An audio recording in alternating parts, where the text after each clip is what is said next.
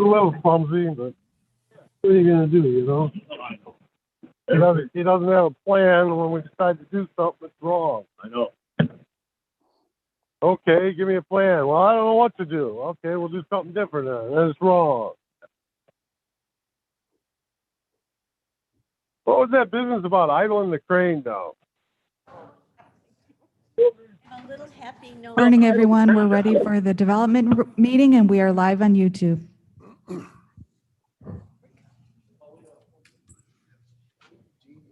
It is 10:12 a.m. and I'm calling to order the Tuesday, May 18th, 2021 meeting of the County Development Committee.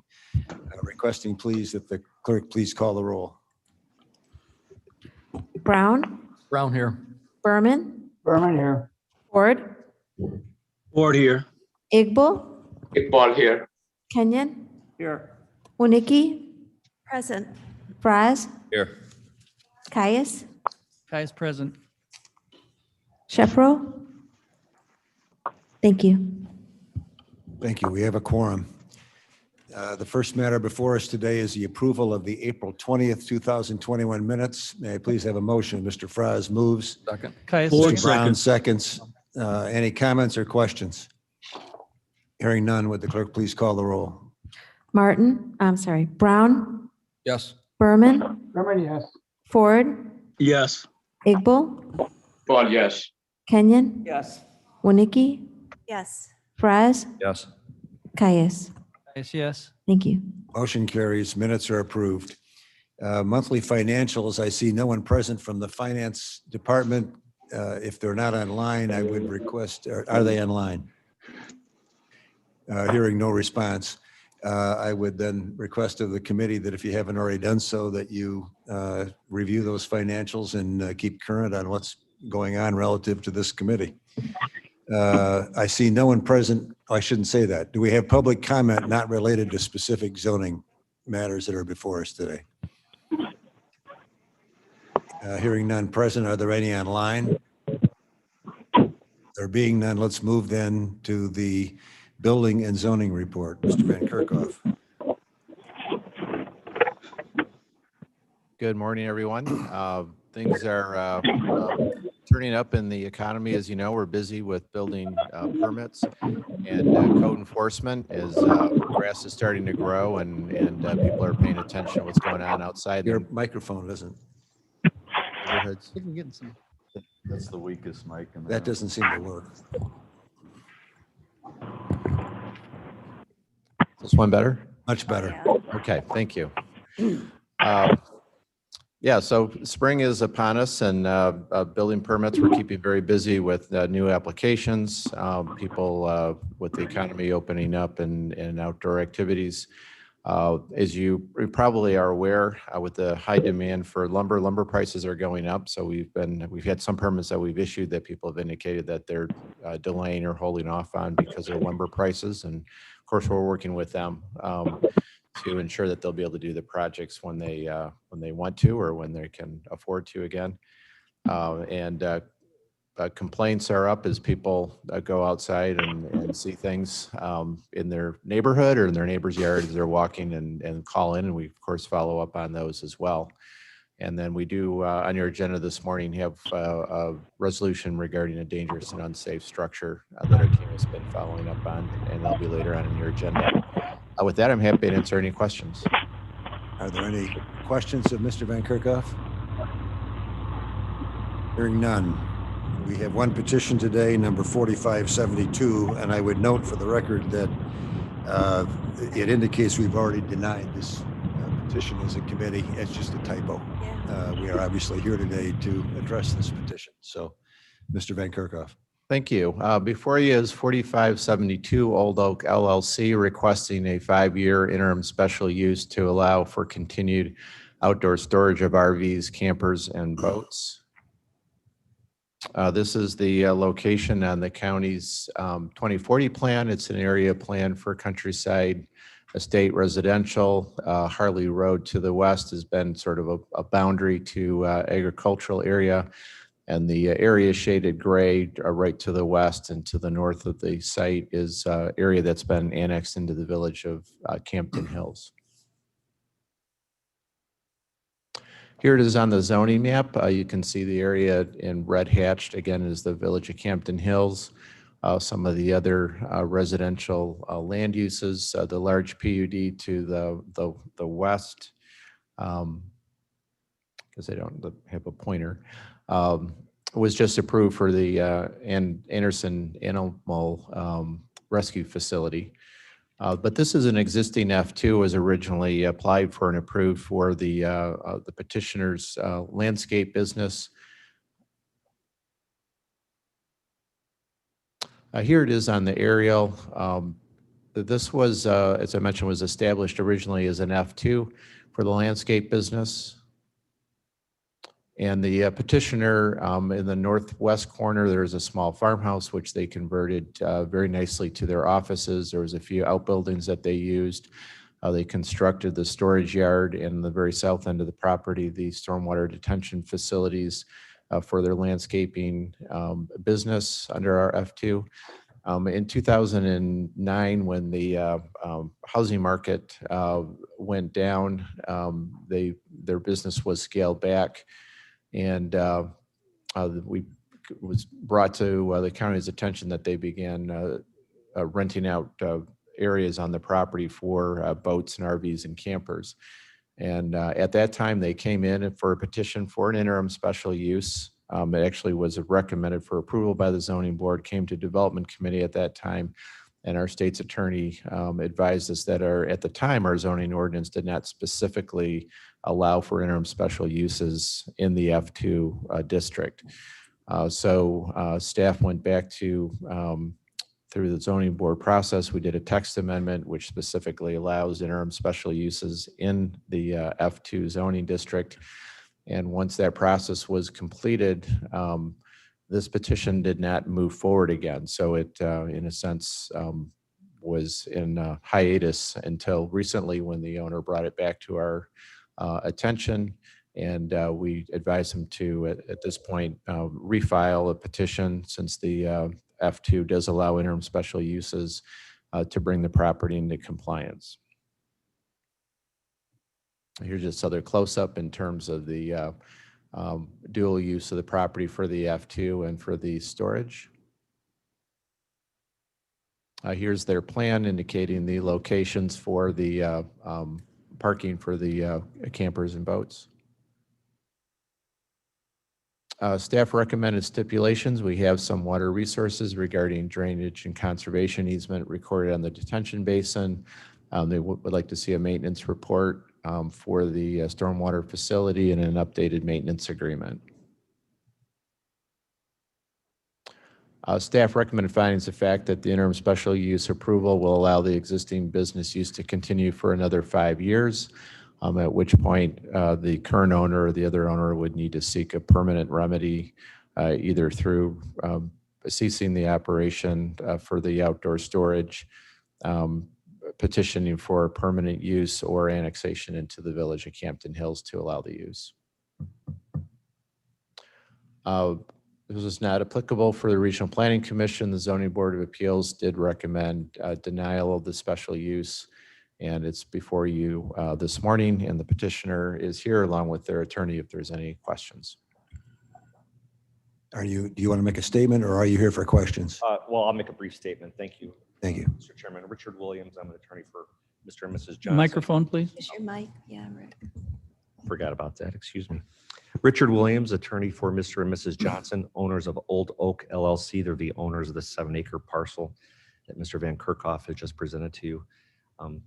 Mark did an excellent job reciting the history, so I won't go back in time and talk about how we got to where we are today. But I will tell you that Mr. and Mrs. Johnson run an excellent facility. As you can see from the landscaping plan, it's very well landscaped. You hardly know it's there. It's on an engineered slab that they used to use for their landscape stock, but drains very well. They have a detention facility at the rear of the property, which we're willing to cooperate with the stipulations that the county is recommending. And most notably, There have been 0 complaints by any neighbors over the course of the years that they've operated this facility. So my clients want to be good citizens. They want to be in compliance. We hope for your support this afternoon, or this morning, I should say, and we're here to answer any questions you may have. Thank you. I will, before I take questions from or comments from the committee, I'll say I drove the property yesterday, and the drawings don't quite convey the seriousness of the hedge that's on Holly Road. It's about the thickest wall of green I've ever seen, and I would agree with the presentation that this is not a terribly visible entity, and appears to be, very well operating. But having said that, do I have questions, Ms. Winicki? Yes, this is in my district, and I think it's a good use of the property. I go by it quite often when I'm going to Jewel, going west to Jewel and Elburn, and I would recommend the committee approve it. Thank you. Mr. Fries? Yeah, my district starts just to the south of this. And I'd agree with Mr. Martin. The tree line along the road there is so thick and mature and probably 20 feet tall. You literally can't see a thing through it. I'm familiar with the neighbor that owns the estate and property that borders both the east and south side. Mr. Steinbus, I talked to him yesterday, and he had no objections to it and supported it. So I think it's a good use, and I'd be happy to second it if Ms. Winicki will move it. Mhm. I'll move it. I'll second. When Nikki moves, Fries seconds. Seconds. I took all the comments out of order. Do we have any comments or questions from the committee? Mr. Cayos? Just real quick, I'm on the far north of the county, but I drive that occasionally, and I had to look it up on the map, on Google Maps, to actually see it, because I've driven by it a number of times, didn't really notice, so it is not objectionable. Those of us in the south end of the county will ask you why you drive on Holly Road, but that's a topic for another day. Preserves, forest preserves, man. Any other comments or question? Hearing none, would the clerk please call the roll? Berman, Berman, yes. Brown, Brown, yes. Ford, Yes. Igbo, Kenyon, Yes. Winnicki, Yes, Fries, Yes. Caius. Caius, yes. Motion carries. The petition will be recommended for approval by the full board. Thank you very much. Thank you.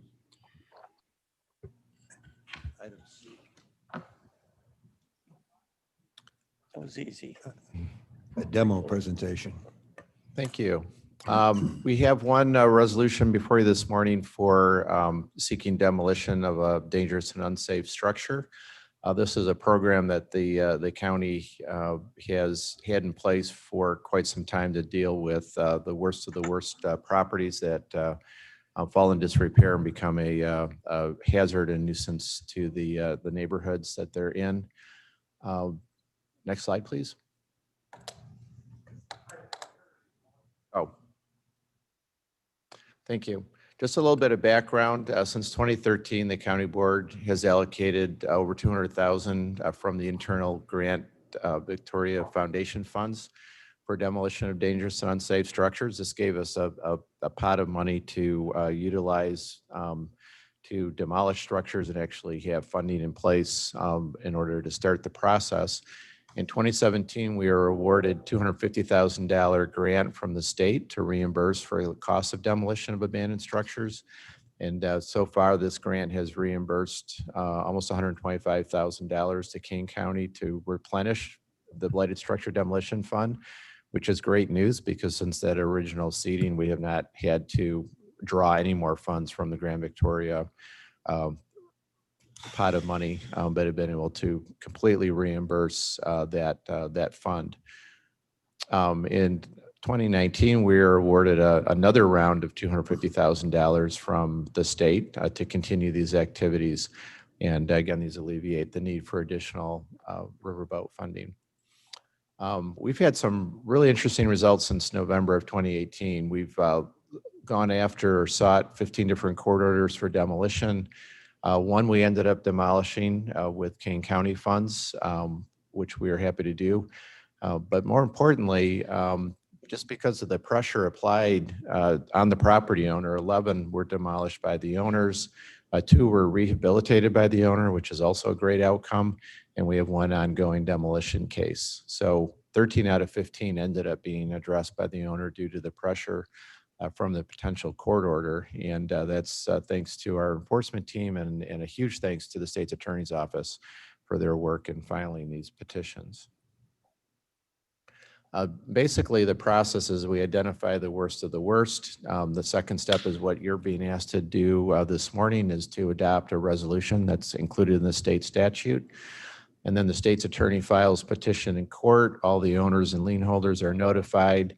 And if they don't take care of it, we would eventually get a court order obtained in order to give the county the ability to go on the property and demolish it.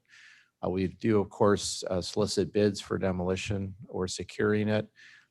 It's then demolished. We file a lien at the end so that we can recapture the funds if the property is ever sold.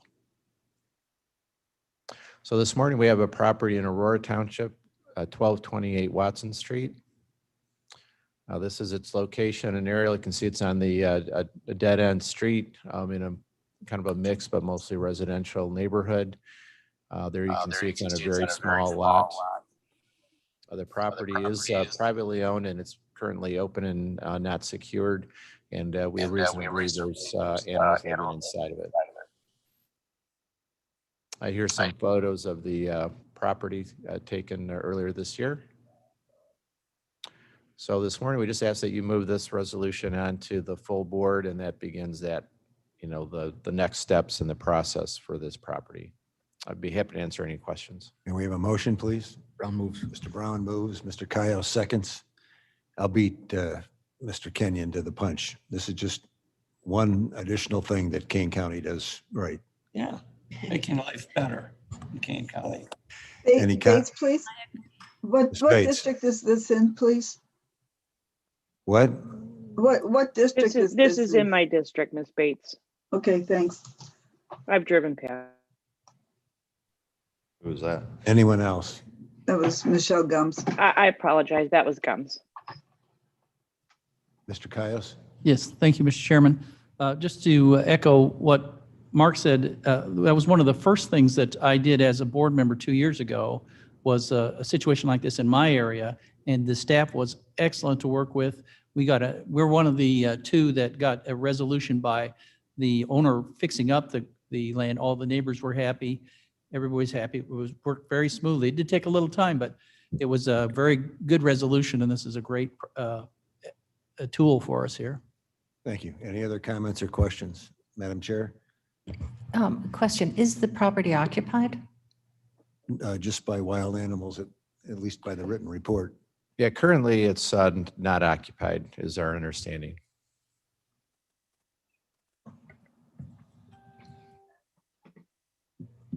Okay. Any other questions?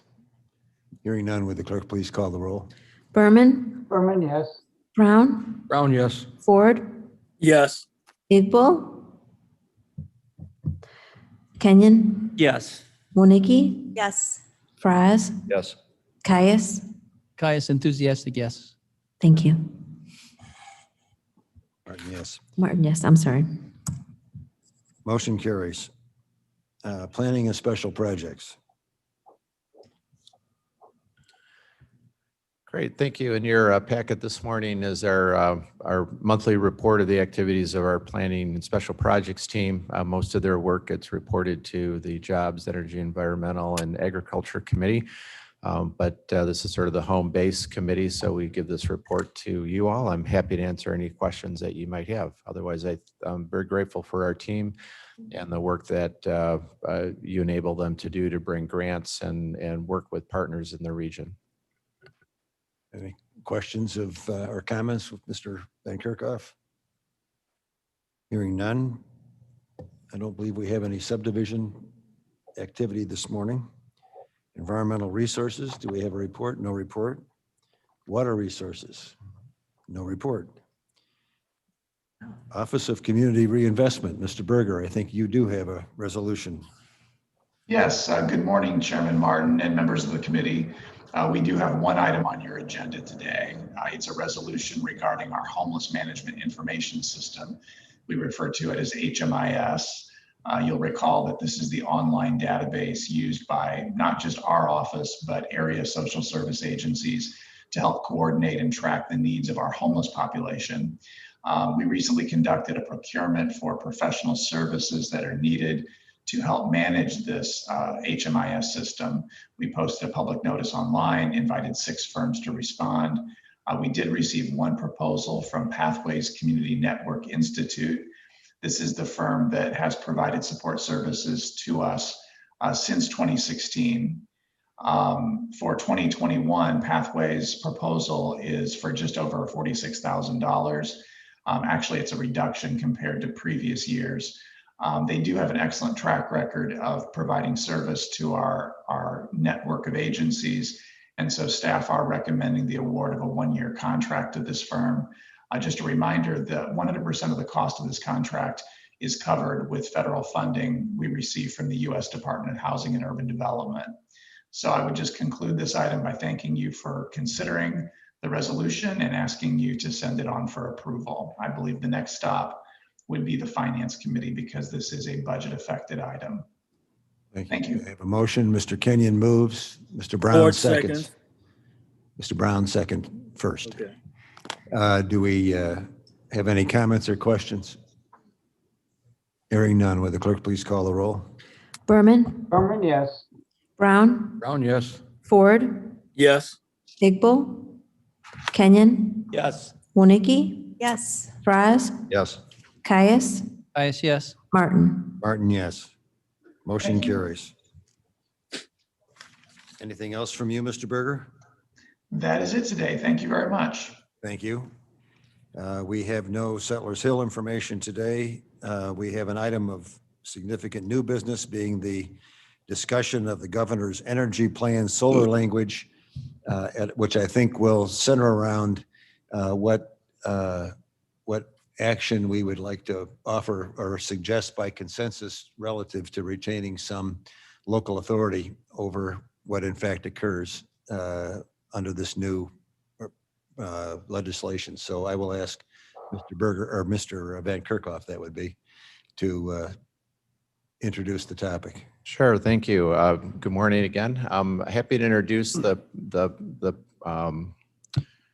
topic this morning here. Jody Welnick has been involved with this as well, and other board members, including board members Gums and Bates on this. We've actually put this on the agenda for multiple committees because the Consumers and Climate First Act out of the governor's office is very broad-reaching. We're going to dial in this morning. This is taken from, it's an excerpt from, I think it's about a 4 or 5 pager from the governor's office on different aspects of the bill. But this one focuses on some of the statewide standards they're proposing to speed up wind and solar energy development. And as they state, while trying to maintain local authority, it's created quite a buzz among county zoning officials and others because it does put in place some standards that counties cannot adopt anything stricter than. And that's some of the concern that Jody Welnick and I have discussed. We had 2 ground-mounted solar energy petitions that came through the county last year, and they were good examples of very different locations, types of locations, different types of environmental things. Our county board has amended our zoning ordinance previously in anticipation of these types of projects to allow them as special uses, which gives the petitioner, adjacent property owners, the county staff and county board to really negotiate and look at the specific conditions at that location as opposed to a sort of cookie cutter approach to setbacks and landscape buffer or fencing requirements. So like I said, this is kind of a work in progress. I think Board Member Bates may even have latest information on that, but we did want to get some feedback from Development Committee regarding to how you feel about additional zoning restrictions or direction coming from the state, and how we can best work to still influence final language that might be moving forward. So some of the draft language in your packet, Jody Walnick was kind enough to add red boxes to help highlight the areas of most specific interest. So with that, Jody, I don't know if you want to add any comments on that, or Commissioner Bates, if you have any latest information you'd like to let the committee know about. Otherwise, I'm happy to answer any questions, and we can have a discussion this morning. Go ahead, Jody, if you want to. I have some comments too. I don't have anything to add if you want to make your comments, Ms. Bates. Okay, thank you. So I talked to some of the people who are helping to write the bill, and she said that this section has already been approved. But I did ask someone to send me the most recent language. We don't even know if this language is in the final bill. That's going to, the committee that's writing it right now calls Friday the pencils down day, like when you're taking an exam and the teacher says pencils down. So there is till Friday, but she said this section has been approved by the coalition that is working on the bill. So it probably can't be changed, but that we can still approve or deny any project that we're asked to approve or deny. They're worried very much about some counties that are putting in very restrictive ordinances, and they're trying to prevent counties from just making it impossible. So I want to get the latest language, and also because we don't have a written ordinance already, she said it might not even affect us. This is really specifically about people who have solar ordinances written. We can still talk to our legislators. I will probably talk to Barb Hernandez today, and I'm hoping to get that most latest wording from one of the senior attorneys at the NRDC, which is still clear as mud, I know. Yeah, I mean, it does sound a little muddled. Barb? Thank you, Mr. Chairman. I touched on this at the E&E committee. One thing I want to stress that I think the county shouldn't be too soft on, I think we have to be very firm about, is first of all, including wind energy in that bill. I think what was shown up there just talks about solar energy. What is really of utmost importance is we don't lose our own siting authority for solar energy and wind energy. And I think I can't stress that enough. I believe Kane County did a resolution stating that they don't want to lose their authority as well.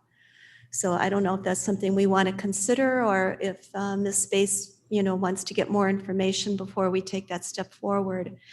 But I can't stress that enough. We don't want to lose our authority. We're not opposed to solar energy or wind energy, but I think we need to keep our authority for citing that. Mr. Chairman, we do have a resolution that will be coming up in legislative on Wednesday or Thursday to ask the governor to remove this language. So if that passes in legislative, then that will give us somewhere to go to from there. Thanks. I have a minor procedural question, and that's this mandate in there that we operate within 45. We decide within 45 days after a public hearing. What is a public hearing, and does that constrict us beyond common sense? If we have decent zoning considerations, we ask for review of detention or whatever else. To me, 45 days is procedurally inadequate unless our final public hearing is the appearance before this committee. So I don't know. Yeah, that aspect is a little unclear, and Ms. Bates, maybe that's something we can ask for clarification from in their wording. I interpreted that as being the public hearing that would be held by your zoning board of appeals. They really are for Kane County in our process, the entity that conducts a public hearing on behalf of the county board. I know some other counties maybe have a hearing officer or other processes, so that might be why the language is vague on a public hearing. But I was interpreting that to be the public hearing by the zoning board of appeals. And I was making that same conservative assumption, which really, it's really unworkable. If you needed if it was a project of significance and you needed a engineering study of consequence or anything else, 45 days could vaporize in a heartbeat with nothing being done. And then we're either, I don't know what we're doing by default. If we don't act, is it approval, or if we don't act, is it denial? And neither one of those two, to me at least, are acceptable alternatives. Do we have any other comments from the committee members? Ms. Winicki? May I add just a little bit to that? You know, we have so much farmland west of Route 47, and so I think it's up to us to protect those farmers who want to continue farming there. And if we lose our authority, there are some high areas along High Point Road, and you know, which would probably be very a good use for wind energy, but we don't want to lose that control and protect our farmers, our ag owners out to the west as well. So. Mr. Chairman? Ms. Bates? We still have the right to deny or approve any project. This language has to do with mostly setbacks, how far back it has to be from the from another property line, but we still have and we can apply for variances. But we will retain our authority of approval or disapproval, denial of any project. The authority in question is how many feet setback from a another person's property line, mostly. One more thought. I don't have any idea, Mark, maybe you know the answer to this. On our properties that have farmland protection, you know, is it possible or feasible for them to put solar panels near our farmland protection ag properties, or same with wind energy? That's another question. Or are they protected where we don't have to really be concerned about that? Well, those easements stipulate that the land has to be used for agriculture. So that would protect it from those facilities being located on any farmland easements. Okay, at least they're protected. Exactly, but not necessarily, you know, from properties that may be adjacent to it. Okay.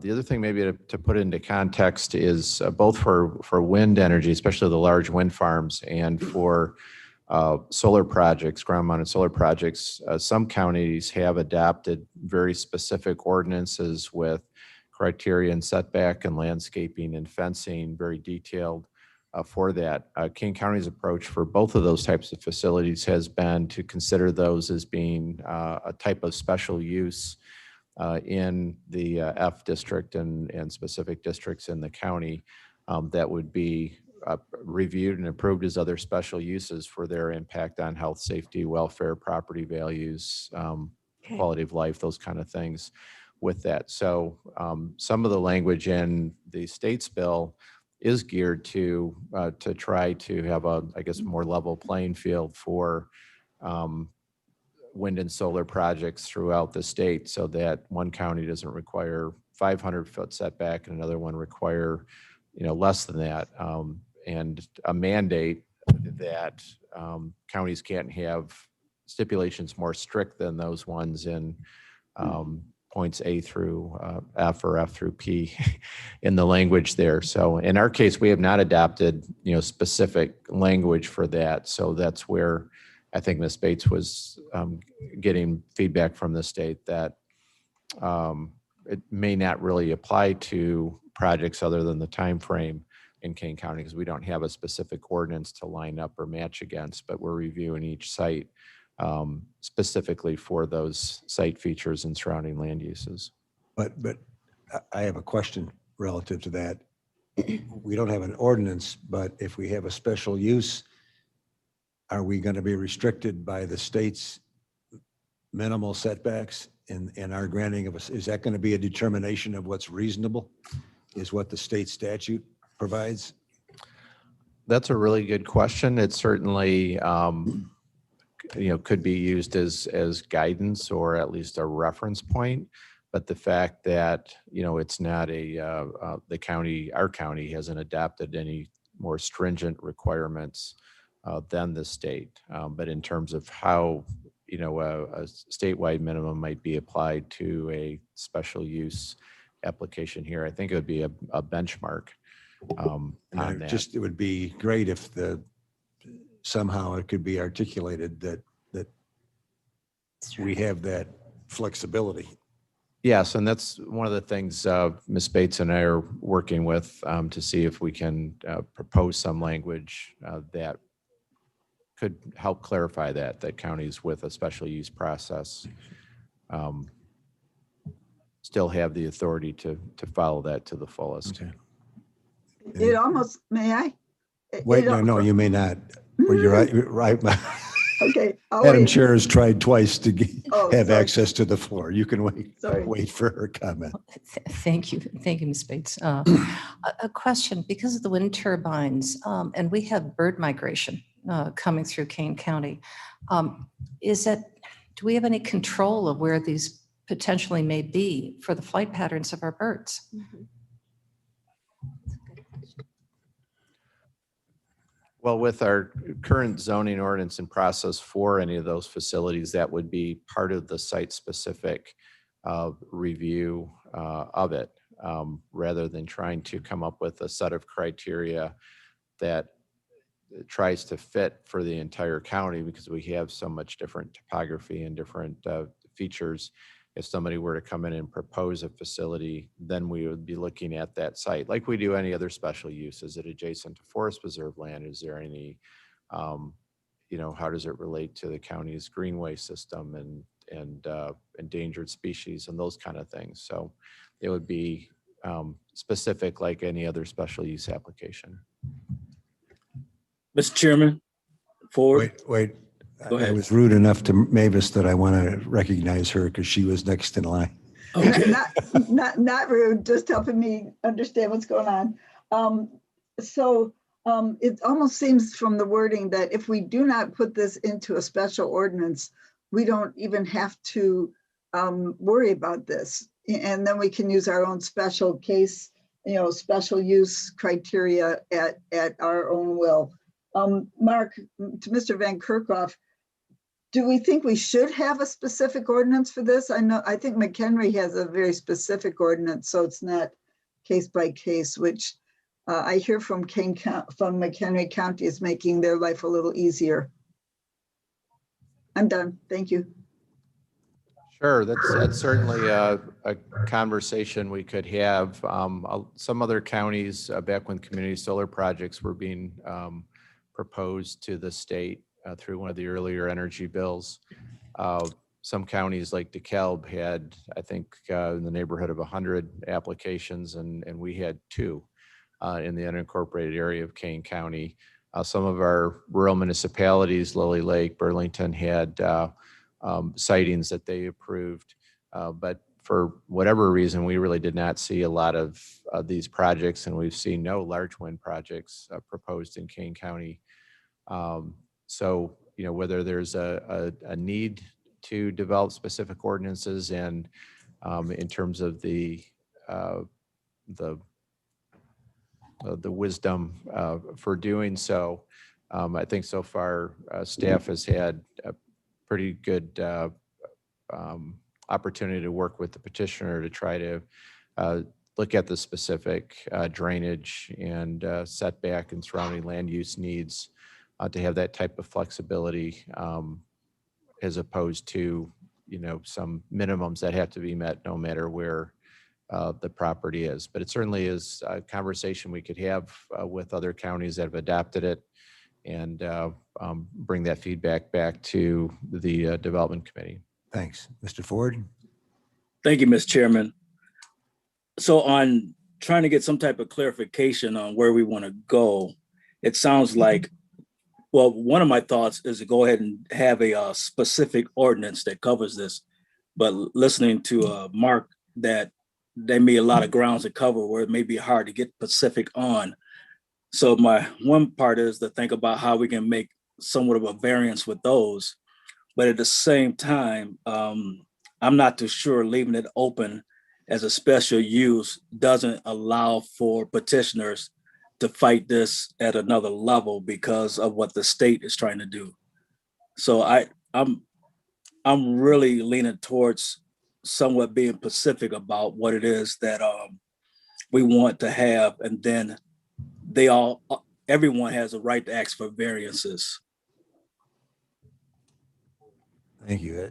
Relative to that point, I'm certain that the only reason this language is being proposed at the state level is because they want to begin to restrict the ability of local governments to control it. So the goal that I think beyond the major legislative goal of saying should it be enacted at all, our goal is to try to protect as much of what we have as we can in flexibility. I'm not arguing with you, Ron, relative to needing a specific ordinance, but once they enact this statute, I think it gives us a better framework for analyzing whether we need an ordinance or what that ordinance should contain.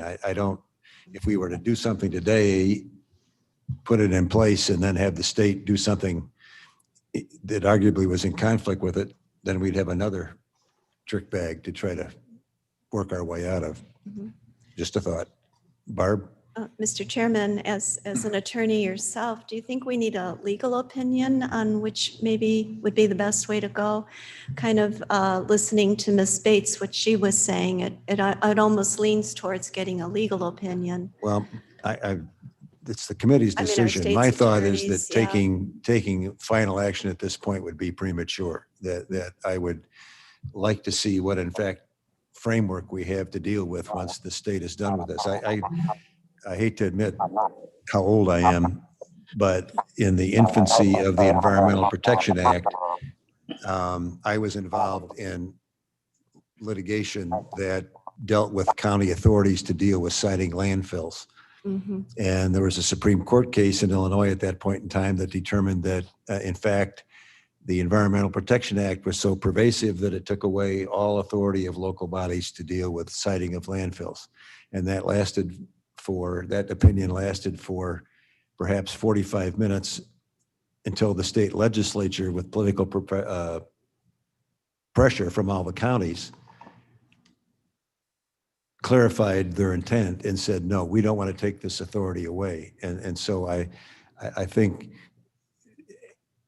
trying to determine my thought is determining final action at this stage in the process may put us a little out of step with what eventually our latitude might be. But Madam Chair, did you have a comment? I concur with what you just said. I was thinking during this discussion, remember several years ago, I think it was ComEd came in to improve the power grid. And they took over land that was part of the forest preserved by eminent domain. And there was a lot of concern by private citizens that these huge poles were coming through, and there were accommodations that were being made. As we move forward to renewable energy, I was thinking, could they do eminent domain? Could ComEd say that we're going to put in a wind farm and acquire some of our farmland, saying this is a need of the state, and we're just going to be taking it? Just a concern. Well, and that's authority that we don't have to control. Am I correct? I am correct. I mean, it's the state that grants eminent domain rights, states and the federal government. So we could be victimized by. Yeah. I think the power grids had an easement to begin with. I don't know if they had easements all the way out west. No, they didn't. Okay. Yeah. Okay. And I don't know that it's proof of anything, but I do know that these turbines are not just placed willy-nilly. People don't go out and buy 80 acres and say, we want to put it here. There are published maps of wind currents, and that's why you see that massive stuff down south of here. It's because that's a wind channel. Maybe we don't get a lot of wind in King County. I don't know. A lot of hot air maybe, but little wind. Yeah. We have other committee comments. I mean, I think it's a fair summary that where the conversation began becomes the committee's concern. We don't want to lose all of our local control. We don't want to be unreasonable, but we want an ordinance, we want a state statute that enables us to still provide our function as protecting land use values and properties in the county. And we don't have any desire, as I would assume no county does, is to just turn things over to the state of Illinois and say, have at it. Right. So Yeah. get this done and report it to us next month. Yeah. Do we know what our timeline is on this? Friday, the 31st The 31st. Thank you, Ms. Bates. Yeah. of May. They're trying to get this passed by, Okay. may I speak? Session ends on May 31st. Mr. Kenyon? We applied for solar farm on two pieces of property. And one is right next to the power line. Mhm. And Edison can't make it work. So you're still dealing with the utility. It's on that power line that went across the county. And they don't seem to want to make it work. The other is in the middle of Burlington, and that one's going to work. But it's taken a long time to get that built. So Anything else? we can talk all we want, but we still dealing with communist Edison, and they had all the power. An editorial comment from Mr. Kenyon. Anybody else with any comments? Did we help the process at all this morning? Yeah, oh yeah, definitely. Thank you. We mainly wanted to make sure we were doing as a staff our diligence to bring it in front of the different committees and see what type of engagement and feedback you'd like to have us give. We're thankful for Ms. Bates that she has some connections and insight to help us communicate and potentially influence some of the verbiage. But we appreciate your input and discussion this morning. Thank you. Thank you. Thank you. May I have a motion, please, to place our reports on file? Mr. Kenyon moves, Mr. Fries seconds. Comments or questions? Hearing none, clerk, please call the roll. Berman, Berman, yes. Brown, Yes. Kenyon, Yes. Big Bull, Wonicky, Yes. Fries, Yes.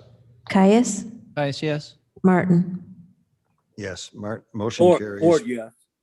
Thank you, Mr. Ford. Motion carries. The reports are placed on file. We have no need of an executive session, so I would entertain a motion to adjourn made by Mr. Kenyon and seconded by Ms. Wonicky. All in favor of adjournment signify by saying aye. Hi. Opposed, same sign. Apparently, the majority wants to adjourn. Go out and drive through our solar.